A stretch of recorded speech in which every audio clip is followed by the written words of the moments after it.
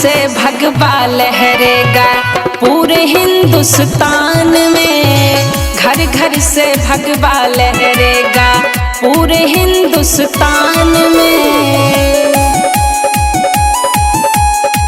पूरे हिंदुस्तान में, पूरे हिंदुस्तान में। घर घर में तुम जाकर पूछो राम भक्त का नारा है। झूम उठा है पूरा ब्रह्मांड, भगवा रंग हमारा है। हो घर घर में तुम जाकर पूछो राम भक्त का नारा है।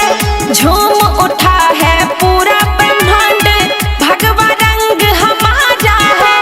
जात पात का भेद मिटाओ, जात पात का भेद मिटाओ, राम नाम के नाम में। जय श्री राम। घर घर से भगवा लहरेगा पूरे हिंदुस्तान में। घर घर से भगवा लहरेगा पूरे हिंदुस्तान में। पूरे हिंदुस्तान में, पूरे हिंदुस्तान में। राम नाम को रट कर सब कुछ ऋषि मुनि ने पाया है। राम लला के चरण में देखो पूरा ब्रह्मांड समाया है।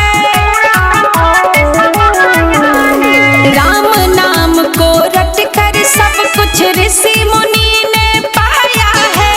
राम लला के चरण में देखो पूरा ब्रह्मांड समाया है।